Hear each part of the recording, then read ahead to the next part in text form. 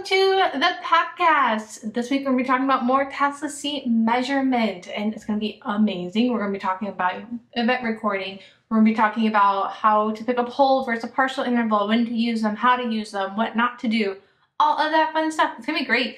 I'm so happy to have you guys here. My name is Sarah. I'm a BCBA, and I have the channel Yourabahelp, and I am here to help solve all of your study problems and answer all your ABA questions.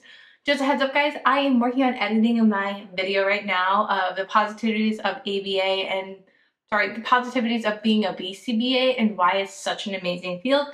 Let's go ahead and get right into the information, guys. It's going to be a good one today. If you haven't already, make sure you listen to the last podcast. This is going to be kind of complementary to this. This is going to be the other side of all the information, kind of finishing up the terms, the flowchart, all of that is going to be finished up in this podcast, so make sure you listen to that one as well. We're going to be just talking about the final terms of this. And then also I'm going to be getting a quiz uploaded for you guys. It's just going to be like a flashcard Q&A type of style. It's going to be up whenever I can get it up. It'll just become like a bonus podcast for the week. It won't be its own for the weeks. I know you guys are very anxious for me to get through this task list already, to get to the good stuff, the hard stuff, the more everyday stuff rather than just the boring terminology. And I am excited for that too. Next week we're going to be talking about behavior, modification, how to pick a behavior, how to operationally define it, all of that, and it's going to be wonderful. All right, let's get into it.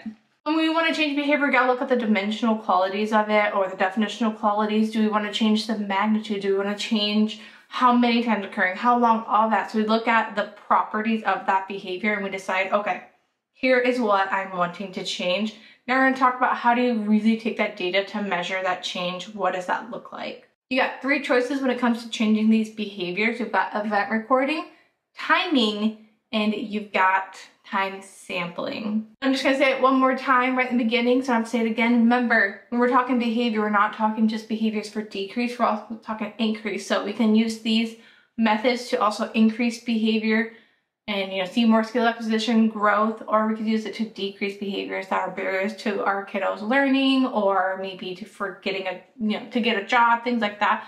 We want to make sure we're helping them with. All right, first up under event recording is count/frequency. We talked about this one a lot last week. Tallying, all those are AKAs. Event recording is kind of that umbrella overhead term of what this falls under. So think about it, event recording, we're recording the event occurring each time it occurs. One of the biggest things to consider about event recording is it is easy to do. So it's easy to give a brand new behavior tech or brand new RBT this and say, all right, count how many times that kid claps or whatever it is, whatever you decide is appropriate for event recording. It's very easy. Most people can do it. A clicker, counting in their head, writing a tally, putting the data into their tablet, whatever it is. It's simple, it's clear, everybody can understand what it is. Make sure you're only doing it if it's reasonable and the rates are low. So when I talked about this last week, I was talking about how if we're trying to count a behavior that is occurring so much and so fast, your data is not going to be accurate. And if your data is not accurate, we don't know if our intervention is correct, or we don't know if our intervention is working or not working if they're not able to count every instance of the behavior.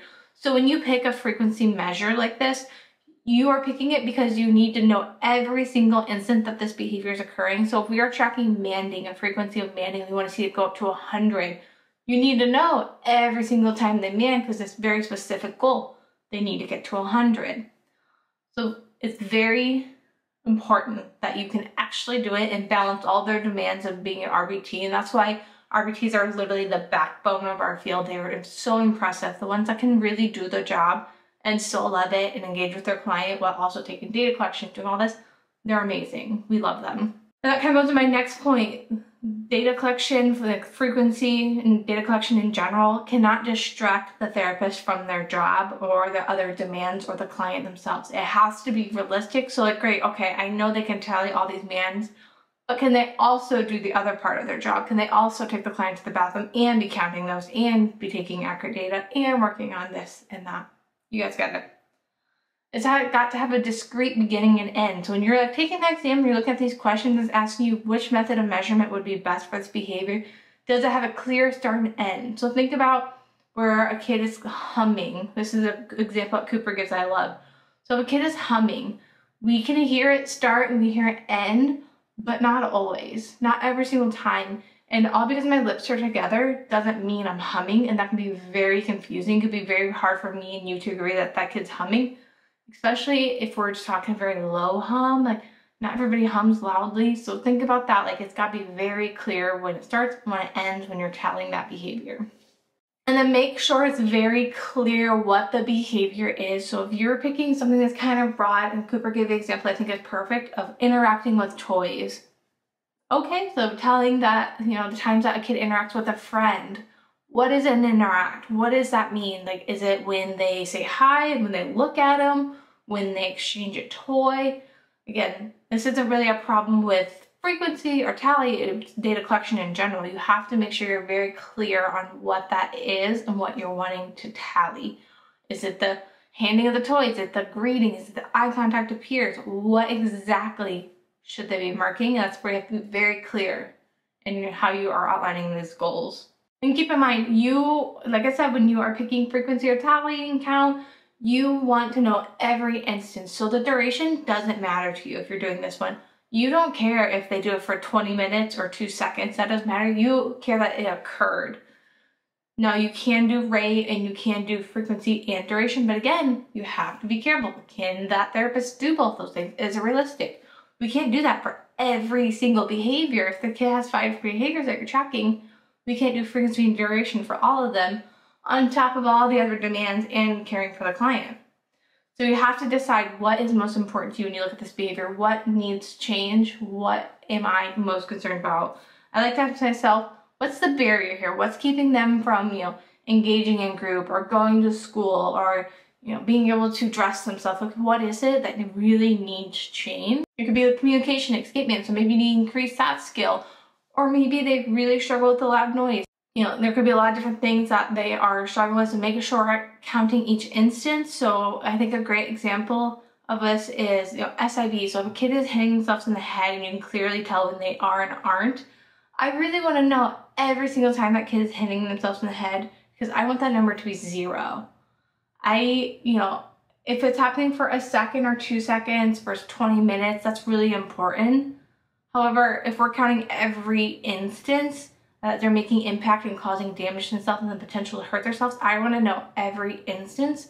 And those frequency numbers will give me a good idea how long it's going, but there's the same amount of damage of 5 hits to the head really fast versus 5 over 5 minutes. Like, I don't really care about the duration. Of course, it matters to me. I don't want them hurting themselves for long periods of time or being, you know, uncomfortable or upset, but I want to know each instance they're hitting their head.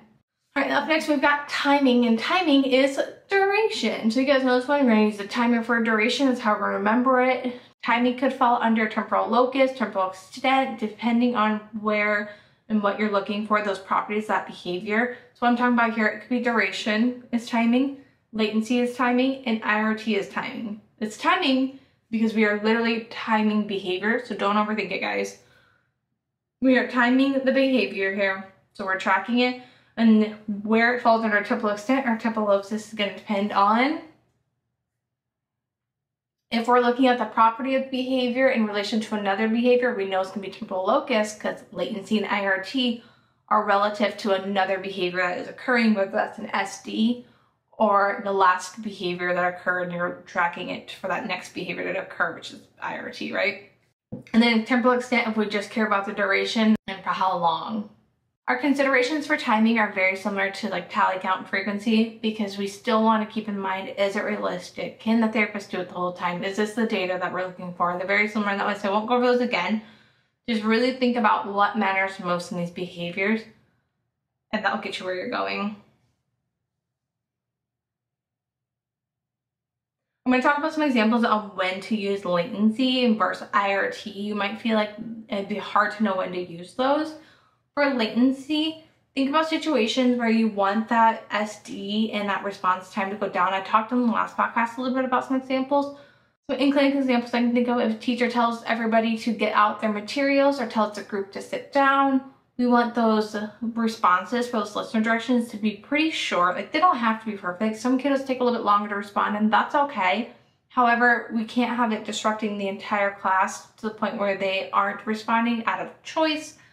Maybe we need to, put a program in maybe there is a skill deficit, maybe it's a performance deficit, and we need to work on that. However that looks is going to be up to your BCBA skills and knowledge of that kiddo to figure out what they need. And latency can also be to increase that time, so don't forget that part. So if we need to have longer spaces in between different skills, like turn taking, pauses, that kind of stuff, and sending for IRT, looking at where we need to have longer gaps in time. So maybe it's between bites, between brushing our teeth, brushing our hair. Maybe we just brush our hair really fast, but we want to slow that response down and take our time. Could be between problems on the math worksheet.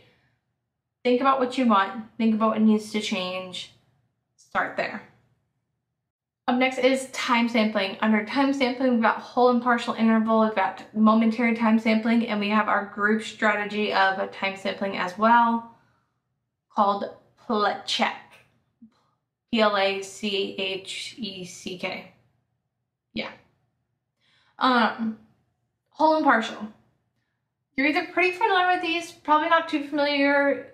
I feel like either BCBAs love it and use it a ton, or they don't at all. So like I used to work for a couple of BCBAs who used it for like every single behavior, and not in great ways either. I didn't love how they did it. I'll explain in a minute.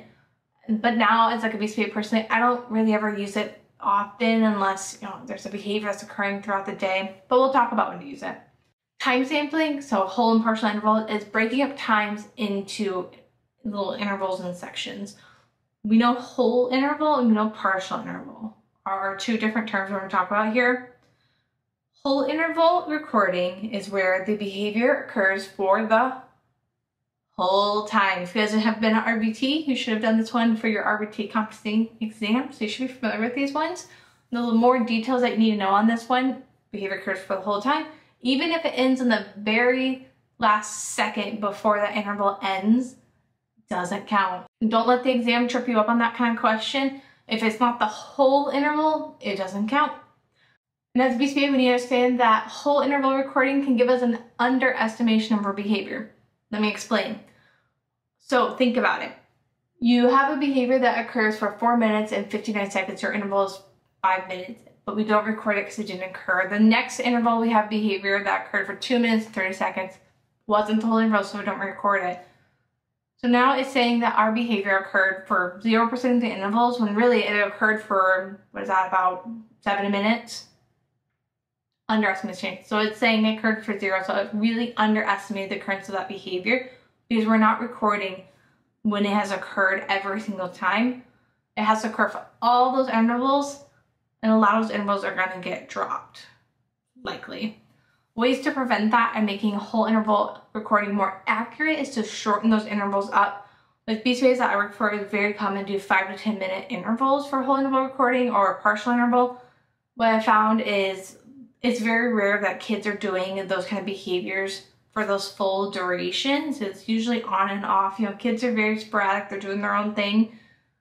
So whole interval is an under recording. If you want to get more accurate, bring those intervals down. But again, you have to consider, is that realistic? Can we have a whole interval and expect the therapist to record a behavior, whether it's occurring for the whole interval, every single minute for 4 hours straight? That's a lot. And if they start to fall behind, you're going to be losing data, you're going to lose accuracy. So you got to kind of weigh those pros and cons and seeing what your therapist can manage and what you could manage. Up next, we have partial interval recording. So this one is any instance of behavior occurring in that interval. So if you have a 5 minute interval and I did something for 1 second, that interval is going to be marked off as saying it occurred for 5 whole minutes.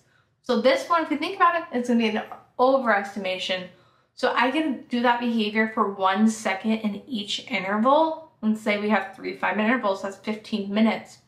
So our data is saying that this behavior occurred for 15 minutes, when in reality, it occurred for 3 seconds. That's what can come up partial interval data, and that's where it can be really tricky. Again, we're using it for behaviors where we need that clear information. We need to know exactly what's going on. Partial and whole interval are not going to be good for that. But if a snapshot, a glimpse, an idea, a rough data overview of what that behavior is doing, then whole and partial could be great. It could be an easy way for therapists to manage the demands of the job and take data, and it gives you like an idea of what's going on. Whole and partial are often presented in percentage data, and we already know how kind of tricky that can be off the last podcast. You know, the information we lose is significant, especially when we start putting it in ratios and we put it in this percentage. We don't know how long the behavior actually occurred for. We don't know how many intervals. We don't know when the behavior occurred. Was all the intervals right in a row in the morning first thing, or was it spread throughout? With partial and whole interval recording, you get none of that information. It's just a percent. And the other tricky thing that I find about partial and whole when you're out in the field trying to make these decisions is that kids are often like sick, leave halfway through the day, come in late. Partial and whole interval don't account for that, because think about it. If there is 30 intervals, let's say, and they missed half the day and now there's only 15, your data is going to be very skewed, because it's much easier for them to score 50% of the intervals occurring. There's only 15 versus 30. Think about that. If you would like lose the data for the day, if that matters to you, kind of how that would look. So we know that partial interval is an overestimation. Now stick with me on this. This one took me a minute to wrap my brain around. If we are using a partial interval data for account behavior, so let's say we are tracking every time the kid gets out of his chair using a partial interval recording, so they get out of their chair 5 times in a row, you've already marked it as occurring for that interval. You say that, all right, in that 5-minute interval, they got out of their chair, and they could have done it 100 times, but you're just saying in that interval it occurred. That makes partial interval an overestimation. Partial and whole interval recording methods are good for behaviors that are continuous and that occur at very high rates. Behaviors that you can't count each one, it might be good to consider and understanding the pros and cons to each interval recording, but you need the data. This might be that compromise where you're like, I get some data, but the therapist can still handle the BXs. I find this really helpful for kids that have those more explosive behaviors where they're just really upset and they throw a chair and they do this and they kick the wall and the therapist has to be able to manage the situation, but you need some data on that behavior to see if your intervention is working. That's kind of a happy medium. And then continuous behaviors, if you want to increase parallel play. So you want them, or if you want them engaging with their friends all day long, maybe a partial whole interval might be good, because it's not a behavior that has a clear stop and end. They could pick it up and come back to it. Maybe you do like sitting in a chair behavior in a classroom setting, a behavior that you're going to be doing throughout the day. There's no clear stop and end to it. Might be good for a partial and whole interval. And what I kind of hit on earlier, so if you have those bigger intervals, you're going to have less accurate data. So what I kind of hit on earlier, if you have those longer intervals, your data is going to be less reliable. It's going to be more variability is going to be in there. However, the data collection from your therapist is likely to be more accurate. So if you're doing a partial interval for 10 minutes, it's pretty easy for the therapist to say, did they do that behavior one time in the past 10 minutes? As long as they're staying on top of those intervals, that's pretty easy. So you're probably going to get some pretty accurate data that way. But still, as far as the actual occurrence of the behaviors, it's going to be off based, on what partial and whole interval recording is. Up next, we've got momentary time sampling. This one is the least accurate out of all of them. This one you're doing when you just need a snapshot, just an idea of what is going on, but you don't need all of the information. You don't need to know every instance. You don't need to know how long. You just need to know, is it occurring? Yes or no? How often are we kind of dealing with this? I will use momentary time sampling on occasion when I just need to know, okay, how big of a deal is this behavior really? Like sometimes I'll have the most wonderful therapists come up to me and say, this is happening, this is crazy, they're doing all these wild behaviors. I'm like, I haven't seen that, or I'm not able to see that. I'm working with this other client. I'll ask for some momentary time sampling, just to get an idea, like how much is this really happening and disrupting their day? And I'll do, every 10 minutes, I'll have the therapist tell me on a little data sheet, are they doing that behavior, yes or no? And they'll give me an idea of what we're dealing with.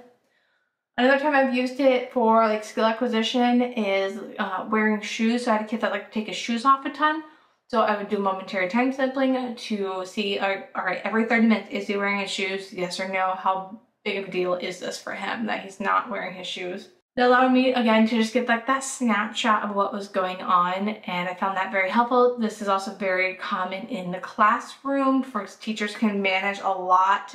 They can, manage their classroom and that child's behavior by taking data on it. It's very simple, it's quick and easy, and it makes sense. Most people can understand setting a 10-minute timer, looking up, checking yes or no. It's very straightforward. And if you don't know already, momentary time sampling is when you set an interval timer, so it could be every 5 minutes, every 10 minutes, every 30 minutes, every hour, depending on what you need. And that recorder would look up at that child and check yes or no, are they doing that behavior? And then you would continue on. You could report as a percentage, as a frequency, whatever you needed. That's how you can report momentary time sampling. All right, last we've got play check. I don't know if I'm supposed to say it. I've never used it personally. That's a group strategy. You might use this as a BCBA in a special education setting where you judge the entire classroom's behavior, and same thing, momentary time sampling. The kids that are engaging in that behavior that you're targeting will get a check. The ones that aren't, won't get a check. It's important as a BCBA to know you're going to have to monitor your data collection methods. You're going to have to make sure the implementation of your measurement system is going as you planned, the therapists are doing correctly, your definitions are correct, you are getting accurate data, they're not overwhelmed, what you're getting is true, they're staying on top of it. That's what all that supervision that you're going to provide is for, is to manage those things on top of all the other things. A little term that you're going to need to know is called artifact. So this is kind of those cons. It's just like a term that describes what we already know is going to be false about that data, kind of that variability that we know is going to occur. Is an artifact of whole interval recording is that we might lose a lot of data because the behavior didn't occur for the whole time. It's how our interpretation of the behavior is going to be skewed is that artifact of the measurement system. So some other data collection methods that you can use is a topography measure, so measuring the permanent product of something. So think of like finishing a worksheet. Did they do it? Yes or no. Putting on the shirt. Did they do it? Yes or no. So rather than taking data on all the steps of putting on shirt behavior, you just mark, did they put the shirt on? Yes or no. This could be useful for kids that have a lot of skills and can do things. You just need to see that they are doing it. So maybe kids who have a tough time motivating themselves or self-management, older clients, older adults, this might be a little bit better for. If you have like behavior contracts in place, this could be a useful measurement system. Look into the topography and kind of taking that permanent product data. And then remember, when it comes to all of this, there's never a perfect system. When you're taking the exam, just think about what is the Cooper correct definitional way that you should tackle this behavior. Look at those obvious things. Is it, discrete? Is it operational? Is it continuous? Is an overestimation okay? Is an underestimation okay? What's most ethical? Think about all those questions when you're tackling those behaviors, and that's why mock exams are so important to practice this information. But when you're out in the field, guys, and you're really working through this stuff, just know there's hardly ever one correct answer. What I do as a BCBA might be different from what you do as a BCBA. What you want from this behavior might be very different from what I would want to change. Like every BCBA has their own opinions, a way of doing things. They have their preferred data collection methods, their preferred approaches. So just keep that in mind. You might feel like I have no clue what I'm doing. I feel like I just don't know the right answer. A lot of times there isn't one. Isn't it lovely? All right, that is kind of the wrap up of some of those task list C items. I'm going to put on the screen and voice over for you what task list C items we have covered so far and what we're going to be covering next week. I'll talk about that. Okay, I just want to give you a quick little voiceover to kind of cover where we are at in the coverage of this task list. So we have covered C3, measure occurrence, which is count frequency rate percentage. C4, measure temporal dimensions of behavior, which is duration, latency, IRT. C5, measure form and strength of behavior, so the topography, magnitude. C6, measure trials to criteria. C7, design and implement sampling procedures, so interval recording, time sampling. C8, evaluate the validity and reliability of measurement procedures. Talked a lot about that today. C9, select a measurement system to obtain representative data given the dimensions of behavior and the logistics of observing and recording. We talked about that a lot today as well. Next week, we're going to be talking about C1 and C2, which is the operational definitions of behavior, and C2 is to distinguish among direct, indirect, and product measures of behavior. We'll be talking about what behavior is, how to measure it, all of that next week. And then we are left with C10, graph data to communicate relative quantitative relations, so equal interval graphs, bar graphs, cumulative record. And then C11, interpret graph data. I'm going to leave C10 and C11 for more of the experimental designs. I think they'll all go together much smoother when we talk about, dependent, independent variables, different types of graphs, why we graph things a certain way, data, all that information is going to blend together a little bit better there. So I won't quite finish out task list C next week, but we're going to move on and start talking about experimental design and more of the applications very soon. But thank you guys so much for listening to my podcast. I really appreciate it. If this one is nice and jam-packed with information that you feel confident about and you really understand, make sure you're studying those ins and outs of which measurement procedure to use. Because guys, you're going to use this every day, all day. These are going to be the core of what you're doing and how you get your data and how you be a BCBA, how you be scientific. All that's right here. Cool. All right, bye guys. Have a great week. I'll talk to you guys soon.